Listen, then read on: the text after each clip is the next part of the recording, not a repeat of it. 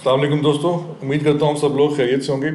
आज की वीडियो में मैं इस टॉपिक के बारे में बात करूँगा, वो है कि आपको ग्लोबल स्टॉक्स क्यों लेने चाहिए, ग्लोबल स्टॉक्स लेने का आपको क्या फ़ायदा है और आपने ये स्टॉक्स कैसे लेने हैं।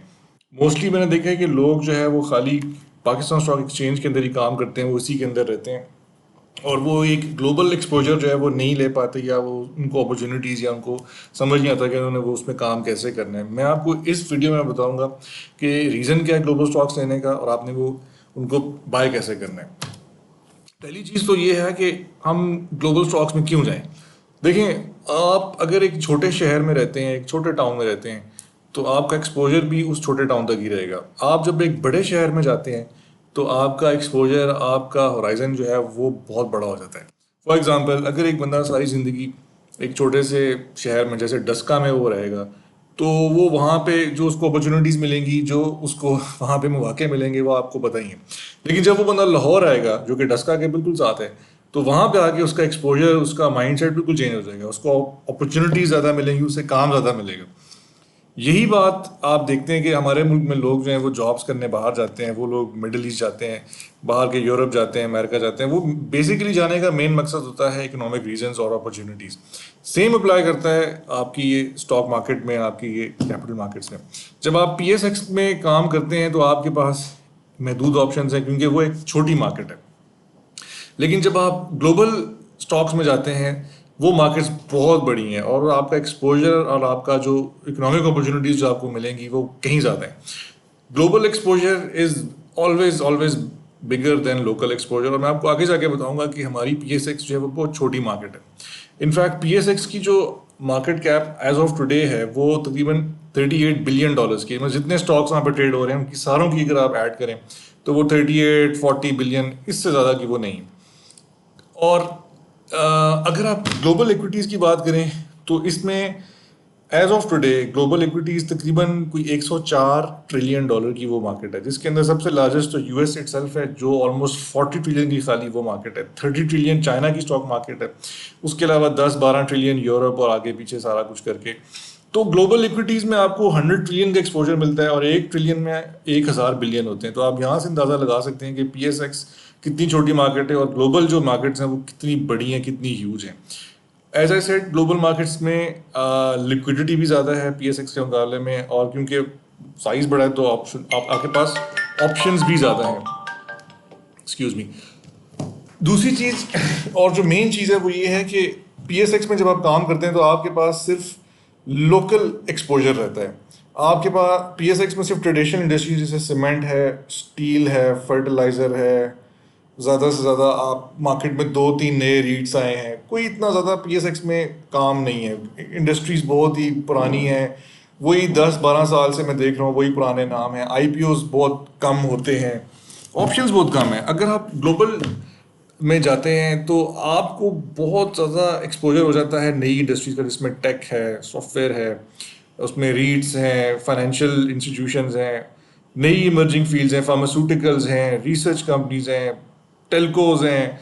इतनी ह्यूज लिस्ट है कि आप कॉम्प्रिहेंड नहीं कर सकते। माइनिंग है, माइनिंग के आप स्टॉक्स ले सकते हैं। आप मैग्निफिसेंट स्टॉक्स जो मैग्निफिसेंट 7 स्टॉक्स जैसे गूगल है, आप वो उसको देख सकते हैं। एंडलेस एंडलेस आपके पास ऑप्शंस है। और मैं भी जब पहले मैं पीएसएक्स में काम करता था, तो जब मैं ग्लोबल मार्केट्स में गया आज से कोई 2 साल पहले, तो मेरा जो ओवरऑल एक्सपोजर था और मेरा प्रॉफिट था और मेरी जो इनकम स्ट्रीम थी वो कहीं ज़्यादा हो गई। पीएसएक्स में रह के मैं वो कभी भी नहीं कर सकता था, क्योंकि बेसिक रीज़न वही है, पीएसएक्स एक छोटी मार्केट है और ग्लोबल इक्विटीज़ बहुत बड़ी हैं। ग्लोबल इक्विटीज़ के अंदर आपके पास मल्टीट्यूड ऑफ ऑप्शंस हैं। आप जापानीज स्टॉक्स बाय कर सकते हैं, आप चाइना स्टॉक्स ले सकते हैं, आप Hong Kong, Korea, Taiwan, US, EU, ये सारे स्टॉक्स आपको एक ही प्लेटफॉर्म से मिल जाएंगे जो कि इंटरेक्टिव ब्रोकर्स, जिसके बारे में आपको आगे जाके मैं बताऊंगा। इसके अंदर आपके पास ऑप्शंस हैं। आप स्मॉल कैप में भी ले सकते हैं, फ्यू $100 मिलियन कंपनी से लेकर लार्ज कैप में आप जा सकते हैं, 100 बिलियन प्लस में भी जा सकते हैं। बड़ी कंपनीज में जैसे फाइजर है, जिसके अंदर वेराइजन कम्युनिकेशन है, जिसमें एटी&टी है, ह्यूज कंपनीज हैं, छोटी कंपनीज भी हैं, आपके पास पेनी स्टॉक्स भी हैं, मिड कैप, हर चीज़, हर किस्म की आपको चीज़ यहाँ मिल जाएगी। आप मैग्निफिसेंट सेवन जो स्टॉक्स हैं उनमें आप काम कर सकते हैं, ऑल्दो मैं रिकमेंड नहीं करता बिकॉज ये स्टॉक्स बहुत महंगे हैं, ये अपने ऑल टाइम हाई पे हैं और ये मार्केट को ड्रैग करके भी ये नीचे लेके आएंगे। मोस्ट इंपॉर्टेंटली आपके पास डिविडेंड स्टॉक्स के बहुत ज़्यादा ऑप्शन हैं। जैसे जो लोग मेरी वीडियोस को सुनते हैं उनको पता है कि मैं हमेशा इनकम वाले जो स्टॉक्स हैं उनको ज़्यादा प्रेफर करता हूँ। तो डिविडेंड की बहुत ज़्यादा ऑप्शन हैं, इतनी ऑप्शन हैं कि आप परेशान हो जाएंगे, बिलीव मी। इसमें मंथली डिविडेंड्स भी हैं, क्वार्टरली भी हैं, एनुअली भी हैं। इसके अंदर इनकम डिविडेंड पेइंग फंड्स हैं जो कि महीने महीने देते हैं 10%, 8%, 1%, 2% से लेकर 12-13% तक के स्टॉक्स हैं जो डिविडेंड दे रहे हैं। आपके पास रीट्स के बहुत ऑप्शन आ सकते हैं। पीएसएक्स में हार्डली हमारे पास आई थिंक दो या तीन रीट्स हैं। यहाँ पे आपके पास लिटरली हज़ारों रीट्स हैं। आप कनाडा के रीट ले सकते हैं, आप जापान के रीट ले सकते हैं, आप यूके का रीट ले सकते हैं। जिस मार्केट का आपको एक्सपोजर चाहिए, ये पूरी एक दुनिया ही अलग है। आपके पास ईटीएफ्स हैं जिनको हम यहाँ म्यूचुअल फंड्स कहते हैं।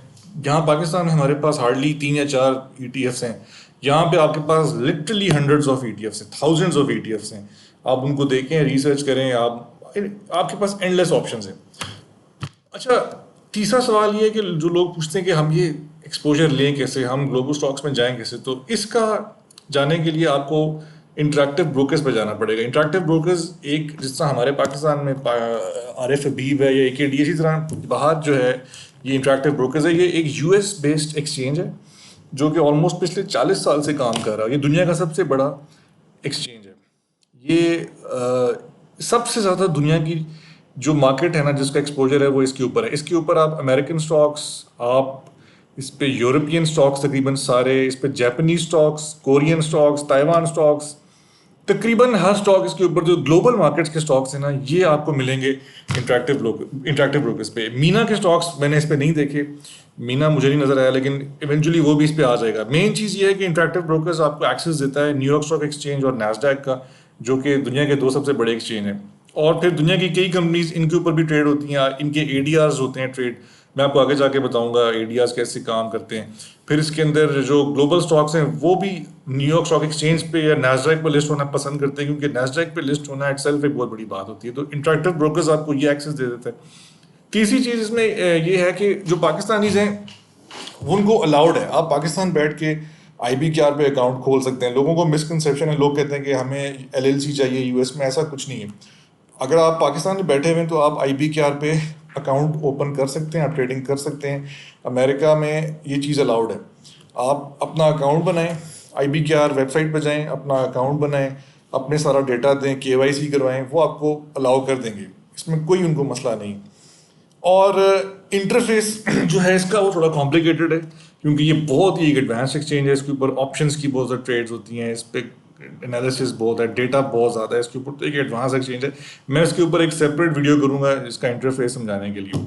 मेन चीज़ जो है एक समझने वाली वो ये है कि आपको IBKR पे टैक्स का एडवांटेज मिलता है। अगर आप पाकिस्तान से IBKR पे जाके ट्रेडिंग करते हैं नैस्डैक में, ग्लोबल स्टॉक्स में, तो जो नॉन US इंडिविजुअल्स हैं उनको गेन टैक्स नहीं पड़ता। यहाँ PSX में गेन टैक्स तकरीबन शायद 20% है फाइलर्स का, और नॉन फाइलर्स का 30% है। अमेरिका में भी फ्लैट 30% गेन टैक्स है। लेकिन अगर आप पाकिस्तानी हैं और आप IBKR पे जाते हैं तो आपको ये CGT की एग्जेम्पशन मिल जाती है, जो कि एक बहुत बड़ी चीज़ है। मैंने काफ़ी काम किया IBKR के ऊपर, मैंने काफ़ी स्टॉक्स बेचे हैं कैपिटल गेन करके, मुझे कोई कैपिटल गेन नहीं पड़ा। ये उनके IRS के अंदर जो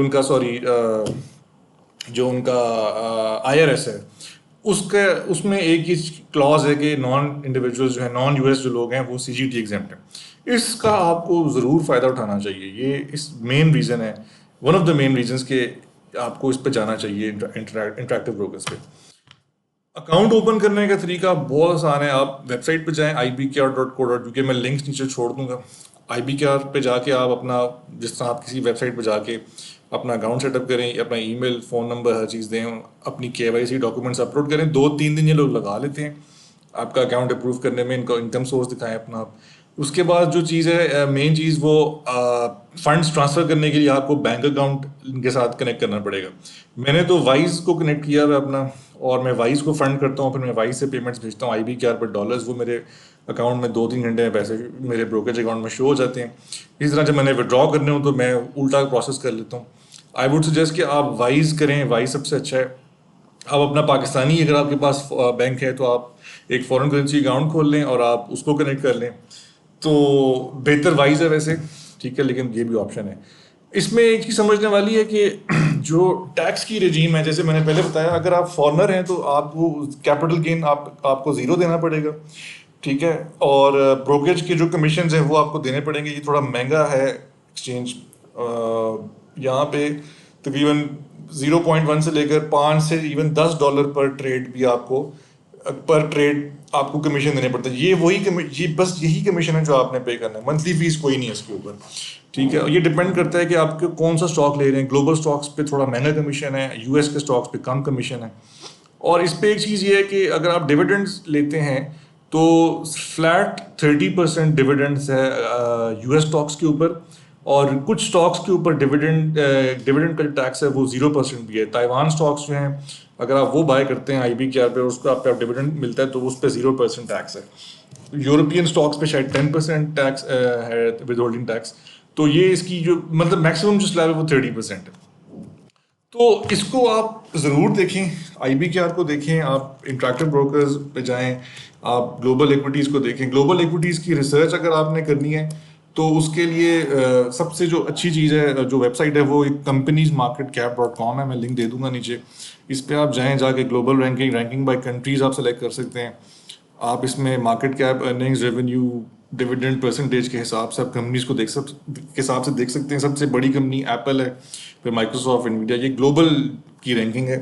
आप जाएं, किसी भी कंपनी पे आप क्लिक करें, जैसे अब ये मेटा है, हम क्लिक करते हैं, हमारे पास सारा डेटा इसका आ जाएगा, हर चीज़ आ जाएगी, revenue, numbers, dividend, each and everything.